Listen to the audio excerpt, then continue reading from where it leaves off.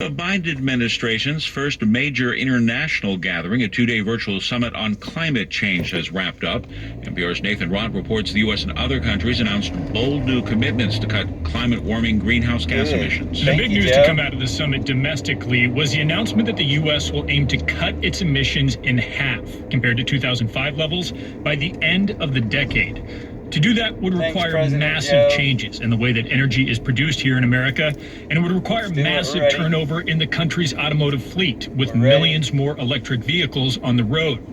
President Biden says that means jobs for auto workers, for home builders. For a line worker, electricians, utility workers, line transmission lines, connecting battery storage, and making our electric grid more modern. But to fully do that, Biden will need congressional support, and that is still far from guaranteed. Nathan Rott, NPR News. While continuing to urge people to be cautious, CDC Director Dr. Rochelle Walensky says the trends for coronavirus cases in the U.S. appear to be moving in the right direction. Walensky noting the Johns Hopkins University coronavirus dashboard shows the 7-day average of new cases down about 10% from the previous week, and continued progress is being made as all states now expand their vaccine eligibility. In addition to over 65% of Americans over the age of 65 being vaccinated, this is also the week we hit 200 million vaccines in less than 100 days, and the week when all Americans age 16 and older are eligible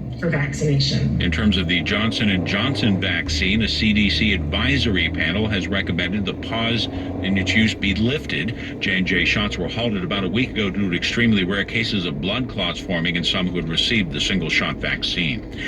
The race for governor in California has a new high-profile candidate. For member station KQED in San Francisco, Scott Schaefer reports Caitlyn Jenner says she's running. Jenner announced on Twitter Friday morning that she was filing the initial paperwork to run for governor. Calling herself a compassionate disruptor, Jenner criticized Governor Gavin Newsom's handling of the pandemic.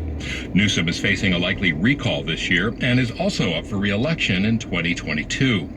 Jenner, a Republican, earned fame as a world record-setting decathlon athlete in the 1970s and later as a reality TV star. In 2015, Jenner announced she was transitioning to a woman and changed her name from Bruce to Caitlyn. She's never run for office before, and her candidacy is likely to generate international media coverage.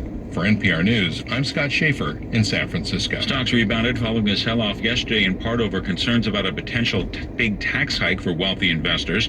The Dow was up 227 points today. The Nasdaq rose 198 points. This is NPR. Will it ever recover? Support for NPR comes from NPR stations.